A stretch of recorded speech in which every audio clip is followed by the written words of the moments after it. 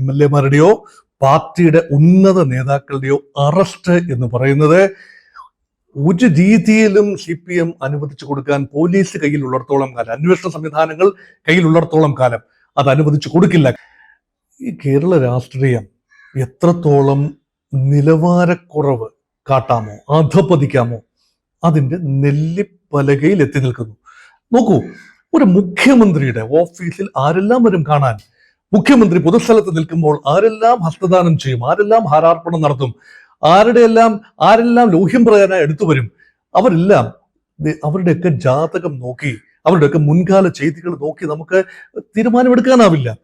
ഒരു ചിത്രം പ്രചരിപ്പിക്കുന്നത് തന്നെ തെറ്റാണ്. മുഖ്യമന്ത്രിയോടൊപ്പം നിൽക്കുന്ന ഒരു ദുഷ്ട ഉദ്ദേശത്തോടു കൂടി ഉണ്ണികൃഷ്ണൻ പോറ്റി എന്ന വ്യക്തി ഏതോ പൊതുചടങ്ങിൽ മുഖ്യമന്ത്രിയോടൊപ്പം നിൽക്കുന്ന ഒരു ചിത്രം ഒരു അടിക്കുറിപ്പോടുകൂടി പ്രചരിപ്പിക്കുന്നത് തന്നെ എൻ്റെ അഭിപ്രായത്തിൽ അത് തെറ്റ് തന്നെ, ധാർമ്മികമായ തെറ്റാണ്. കാരണം അതുകൊണ്ട് മാത്രം ഒരു പൊതുസ്ഥലത്ത് നിൽക്കുന്നു, ഒരു കള്ളനോടൊപ്പം അല്ലെങ്കിൽ ഒരു ആരോപിതനോടൊപ്പം നിൽക്കുന്നു എന്നതുകൊണ്ട് മാത്രം ഒരു വ്യക്തിയും കളങ്കിതനാകുന്നില്ല. സോണിയാഗാന്ധിയും കളങ്കിതയായിട്ടില്ല, ശ്രീ പിണറായി വിജയനും കളങ്കിതനായിട്ടില്ല, അത് കൃത്യമാണ്. പക്ഷെ നിർബന്ധപൂർവം AI സഹായത്തോടുകൂടി ഉണ്ണികൃഷ്ണൻ പോറ്റിയുടെ രൂപം മുഖ്യമന്ത്രി അദ്ദേഹത്തിന് ചെവിയിൽ എന്തെങ്കിലും മന്ത്രിക്കുന്നതായി തോന്നത്തക്ക രീതിയിൽ ഫോട്ടോഷോപ്പ് ചെയ്ത് റെഡിയാക്കി പ്രചരിപ്പിച്ചിട്ടുണ്ടെങ്കിൽ തീർച്ചയായും അത് ഇതിനേക്കാൾ വലിയ ഗുരുതരമായ ഒരു ഒഫൻസാണ്. അതൊരു ഡെലിബറേറ്റ് ആക്ടാണ്. മറ്റേത് ഒരു ചിത്രം പ്രചരിപ്പിച്ചു നിർദോഷമായി, ഇതാ കണ്ടോളൂ, ഇതൊരു തമാശക്ക് എടുക്കാവുന്നതേ ഉള്ളൂ. പക്ഷേ മറ്റേ തമാശയല്ല, ഡെലിബറേറ്റായി മലൈൻ ചെയ്യാൻ ലക്ഷ്യമാക്കിയുള്ളതാണെങ്കിൽ തീർച്ചയായും അങ്ങനെയുള്ള കലാപരിപാടികളിലേക്ക് നീങ്ങേണ്ട കാര്യമില്ലല്ലോ കോൺഗ്രസിന്. അല്ലാതെ തന്നെ ആവശ്യത്തിലധികം ഇൻഫർമേഷൻ അല്ലെങ്കിൽ ഇത് തെളിയിക്കാൻ, ലിങ്കുകൾ തെളിയിക്കാൻ, ഭരണകക്ഷിയുമായി അല്ലെങ്കിൽ നേതാക്കളുമായി ലിങ്കുകൾ തെളിയിക്കാനുള്ള എത്രയോ അവസരങ്ങളുണ്ട്. അന്വേഷണത്തിലൂടെ ഇത് വരേണ്ടതാണ്.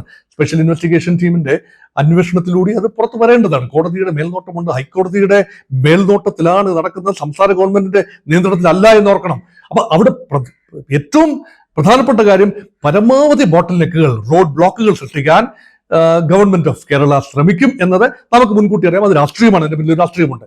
പക്ഷേ സമയം തീർച്ചയായും അതിനുള്ള മറുപടി പറയുമെന്നാണ് തോന്നുന്നത്. അതുകൊണ്ട് ഈ ഫോട്ടോഷോപ്പ് ചെയ്തുകൊണ്ട് ശ്രീ സുബ്രഹ്മണ്യൻ, കോൺഗ്രസ് നേതാവ്, കോഴിക്കോട്ടെ കോൺഗ്രസ് നേതാവ് സുബ്രഹ്മണ്യൻ ആകട്ടെ, മറ്റാരെങ്കിലും ആകട്ടെ, അത് ചെയ്തുവെങ്കിൽ അൺഫോർച്ചുനേറ്റ് എന്നാണ് പറയുന്നത്. കാരണം കോൺഗ്രസ്സുകാർക്ക് പലപ്പോഴും ഒരു കാര്യം എത്രത്തോളം ഉപയോഗിക്കാനാവും, അതൊക്കെ സംയമനം ചില കാര്യത്തിൽ പാലിക്കേണ്ടതുണ്ട്. അത് കോൺഗ്രസിന് സംഘടനാപരമായ പല ദൗർബല്യങ്ങളുണ്ട്. ഇതുപോലൊരു വിഷയം തിരിച്ചൊന്ന് ചോദിച്ചോട്ടെ, കോൺഗ്രസിന്റെ ഒരു മുഖ്യമന്ത്രി, അത് ഉമ്മൻചാണ്ടി ആയിക്കൊള്ളട്ടെ, അല്ല എങ്കിൽ ഇനി സാക്ഷാൽ ഇപ്പോഴത്തെ പ്രതിപക്ഷ നേതാവ് VD സതീശൻ മുഖ്യമന്ത്രി ആകുന്നു എന്ന് കരുതുക. ആ സമയത്താണ് സമാനമായ ഒരു സാഹചര്യം കേരളത്തിൽ സംജാതമായിരുന്നെങ്കിൽ CPM-ന്റെ സംഘടനാ സംവിധാനം, SFI, അതുപോലെ DYFI, CPM-ന്റെ തന്നെ കാഡർ, ഇവരെല്ലാം കേരളത്തെ സ്തംഭിപ്പിച്ചുകൊണ്ട് മുഖ്യമന്ത്രിയുടെ രാജി ഓൾറെഡി എഴുതി വാങ്ങില്ലേ? അതിനുള്ള സംവിധാനം CPM-നില്ലേ? അതോർക്കുമ്പോൾ കോൺഗ്രസിന് തീർച്ചയായും ഇത്രയും പ്രമാദമായ വിഷയത്തിൽ ഇത്രയും ഒരു പ്രക്ഷോഭത്തിലേക്ക് നീങ്ങാൻ കഴിഞ്ഞിട്ടുള്ളൂ BJP-ക്കും കോൺഗ്രസിനും എന്നോർക്കണം. അപ്പോൾ പിന്നെ ഈ ഷോർട്ട് കട്ടുകൾ, ചെറിയ നുണങ്ങ് പ്രയോഗങ്ങൾ, ഈ വീഡിയോ ഷോപ്പ് അല്ല ഫോട്ടോഷോപ്പ് ഉൾപ്പെടെയുള്ള കാര്യങ്ങൾ, അതിലേക്ക് നീങ്ങേണ്ട ഒരു കാര്യവുമില്ല എന്നാണ്. കാരണം കോൺഗ്രസിനെ ജനങ്ങൾക്കറിയാം, കേരളത്തിലെ കോൺഗ്രസിനെ ജനങ്ങൾക്കറിയാം, ജനാധിപത്യ പാർട്ടിയാണ്, സ്വല്പം അഴകുഴമ്പൻ നിലപാടുകളുള്ള ആളുകളാണ്. പക്ഷേ കോൺഗ്രസിനെ സ്നേഹിക്കുന്ന ഒരു വലിയ വിഭാഗം ആളുകളുണ്ട്. ഒരുപക്ഷെ ഇടതുപക്ഷത്തോട് ചേർന്ന് നിൽക്കാത്ത ആളുകൾക്ക് വോട്ട് പാർക്ക് ചെയ്യാനുള്ള വേദി കൂടിയാണ് കോൺഗ്രസ് പാർട്ടി. BJP-ക്ക് വോട്ട് ചെയ്യാനാവില്ലാത്ത പല വിഭാഗങ്ങളുണ്ട്. അവരുടെ വോട്ടും ഇടതുപക്ഷത്തിനെതിരെയുള്ള സ്വാഭാവിക വോട്ടും ഭരണവിരുദ്ധ വോട്ടുകളും എല്ലാം പാർക്ക് ചെയ്യാവുന്ന ഒരു വെഹിക്കിൾ, ആ രീതിയിലേ മുന്നോട്ട് പോകാവൂ. അതുകൊണ്ട് കൂടുതൽ അബദ്ധങ്ങളിൽ ചാടുന്നത് ആരോഗ്യപരമല്ല എന്നാണ് കോൺഗ്രസ്സുകാരെ ഓർമ്മിപ്പിക്കാനുള്ളത്. 2026 ജനുവരി 1 മുതലുള്ള ഒരു 100 ദിവസം, അതപ്പോൾ ജനുവരി, ഫെബ്രുവരി, മാർച്ച് കഴിഞ്ഞ് ഏപ്രിൽ ഒരു 10 ആകും. അതിനുള്ളിൽ തന്നെ തെരഞ്ഞെടുപ്പ് വിജ്ഞാപനം വരുമല്ലോ. അത്രയും ദിവസത്തിനുള്ളിൽ എന്തെങ്കിലും നിർണായകമായ വെളിപ്പെടുത്തലുകൾ, കണ്ടെത്തലുകൾ സംഭവിക്കുമല്ലോ. അതുകൊണ്ട് ഈ വിഷയം ഷെൽഫ് ലൈഫ് ഏറെയുള്ള ഒരു വിഷയമാണ്. നോക്കൂ, ഈ പിണറായി വിജയന്റെ ആദ്യ കടന്നുവരവ്, ഉമ്മൻചാണ്ടി സർക്കാരിന്റെ അവസാന നാളുകൾക്ക് ഏതാണ്ട് ഒരു വർഷത്തോളം മുൻപാണ് ഈ ഉമ്മൻചാണ്ടിക്കെതിരെയുള്ള ഈ ആരോപണങ്ങൾ വരുന്നത്, സരിതയുടെ ഭാഗത്തു നിന്നുള്ള ആരോപണം വരുന്നത്. അത് ഇതുമായി കമ്പയർ ചെയ്യാവുന്ന ഒരു വിഷയമേ ആയിരുന്നില്ല. ഇതൊരു സോളാർ വിവാദം. അത് കത്തിച്ച് നീറി നിന്ന് ആളിക്കത്തിച്ച് തെരഞ്ഞെടുപ്പിന് പരമാവധി പ്രയോജനം CPM-ഉം പിണറായി വിജയനും എല്ലാം ഉണ്ടാക്കി. മാത്രമല്ല അന്ന് മുൻ മുഖ്യമന്ത്രിയായിരുന്ന VS അച്യുതാനന്ദനെ പ്രചരണത്തിന് മുന്നിൽ നിർത്തി പോലും കാര്യമായ പ്രയോജനം എടുത്തു. ഗുണപരമായി നോക്കുമ്പോൾ രണ്ടും രണ്ട് തരത്തിലുള്ള വിഷയങ്ങളാണ്. പക്ഷെ ഗുണപരമായി നോക്കുമ്പോൾ സംസ്ഥാനത്തെ വലിയൊരു വികാരമാണല്ലോ ശബരിമല. ആ ശബരിമല വികാരമാണ്. അവിടെ മോഷണം നടന്നിട്ടുണ്ട്. മറ്റേ സോളാർ എന്ന് പറയുന്ന ഒരു വ്യക്തി, പിന്നെ സരിത എന്ന് പറയുന്ന ഒരു വ്യക്തിയുടെ ചില ചാബല്യങ്ങളും ചാഞ്ചാട്ടങ്ങളും അനേക രാഷ്ട്രീയക്കാരെ കണ്ട് അവരുടെ ഒരു രീതിശാസ്ത്രവും അതെല്ലാം ഉണ്ടാക്കിയ ഒരു ഗുലുമാലാണ്. ഇതങ്ങനത്തെ ഒരു ഗുലുമാലല്ല, ഒരു സ്ട്രക്ചറൽ വയലൻസിന്റെ ഒരു ലാഞ്ചന ഇതിനകത്ത് കാണുന്നു. അത് എത്ര പെട്ടെന്ന് തേച്ചു മാച്ച് കളയാനാവില്ല. 100 ദിവസം ഞൊടിയിടയിൽ പോകും. ഈ 100 ദിവസവും ഒരേ ഇന്റൻസിറ്റിയിൽ ഈ വിഷയം കത്തിച്ചു നിർത്താനാകും UDF-ഉം BJP-യും ശ്രമിക്കുക. പക്ഷേ UDF-ഉം BJP-യും തമ്മിൽ ഒരു ചെറിയ വ്യത്യാസമുണ്ട്. BJP ഒരു പരിധിയിൽ കൂടുതൽ ഈ വിഷയം മുൻകാലം 2019 ഉൾപ്പെടെ ശബരിമല ആചാര സംരക്ഷണ വിഷയം കത്തിച്ചു നിർത്തിയ അതേ ഇന്റൻസിറ്റിയിൽ ഈ വിഷയം കത്തിച്ചു നിർത്തുമോ എന്നതാണ്. ഇതുവരെ അങ്ങനെ ചെയ്തിട്ടില്ല. കാരണം ഒരുപക്ഷെ അങ്ങനെ ചെയ്താൽ അതിന്റെ പ്രയോജനം മുഴുവൻ ഇടതുപക്ഷത്തിനെതിരെ വരില്ല.